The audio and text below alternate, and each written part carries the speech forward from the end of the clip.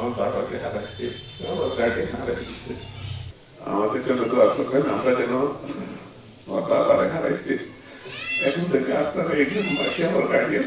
রামগঞ্জ পৌরসভার বাসিন্দা ব্রাঞ্চ বিএনপির কোষাধ্যক্ষ সাইফুল ইসলামের জন্মদাতা পিতা বার্ধক্যজনিত বিভিন্ন রোগে ভুগে শনিবার ঢাকার একটি হাসপাতালে চিকিৎসাধীন অবস্থায় মৃত্যুবরণ করেছেন। ইন্না লিল্লাহি ওয়া ইন্না ইলাইহি রাজিউন। রোববার রামগঞ্জ পৌরসভার বাঁশগড় মাদ্রাসা ও ঈদগাহ মাঠে সামনে মরহুমের জানাজার নামাজ অনুষ্ঠিত হয়। জানাজায় রাজনৈতিক, সামাজিক ও বিভিন্ন শ্রেণী পেশার মানুষ, বিপুল সংখ্যক মানুষ অংশগ্রহণ করেন। এ সময় উপস্থিত সবাই মরহুমের রুহের মাগফিরাত কামনা করেন এবং শোক সন্তপ্ত পরিবারের সদস্যদের প্রতি গভীর সমবেদনা জানান। আমার বাবা যদি কোনো আপনাদের বিশেষ করে গ্রামে আমার বাবা বড় হয়েছেন, আপনাদের সাথে যদি কোনো বক্তৃতা করে থাকেন, আমার বাবাকে ক্ষমা দৃষ্টিতে দেখবেন। যেন ওনাকে সর্বোচ্চ মাকাম দান করে এবং আজকের এখান থেকে আমরা শিক্ষা নিব যে আমাদের সবাইকে বড়কালে দিতে হবে। সবাই যেন আমরা আজকে সাইফুলের আব্বাকে যেমন আমরা সবাই মিলে একজন ভালো মানুষ হিসেবে এখানে এই মৃত্যুর খাটিয়ে আমরা সবাই বলছি একজন ভালো মানুষ, আমরা যারা এখানে বুঝতেছি আমাদের মৃত্যুর পর যেন মানুষ বলতে পারে যে উনি একজন ভালো মানুষ ছিল।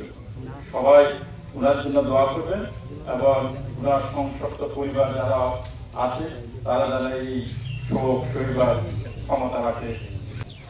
প্রবাসী জনাব সাইফুল ইসলামের আব্বা উনি দীর্ঘদিন অসুস্থ ছিলেন, আপনারা অনেকে ওনার জন্য দোয়া করছেন। হায়াত ছিল, বেঁচে ছিল, হায়াত নাই, এক সেকেন্ডও থাকার কোনো ক্ষমতা নাই। আমরা কি সবার এই যাত্রী হতেই হবে, তাই জানাজার থেকে শিক্ষা নিতে হবে।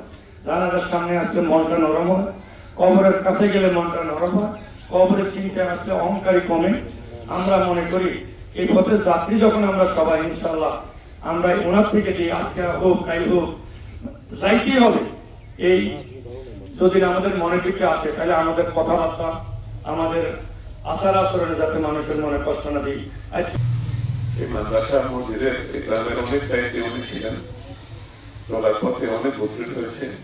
আমি ওনার পক্ষ থেকে, গ্রামবাসীর পক্ষ থেকে আপনাদের কাছে ক্ষমা চেষ্টা নিয়ে নিচ্ছি। আর যদি কারোর কোনো জানাপানা থাকে, আমরা যদি এখন উপস্থিত আছি, আপনারা বলবেন, ইনশাআল্লাহ আমরা সবাই সম্মানে আপনাদের জানাপানা পরিশোধ করবো। উপজেলা সমিতির সম্মানিত সভাপতি, উনি এখন আপনাদের সাথে কথা বলছেন।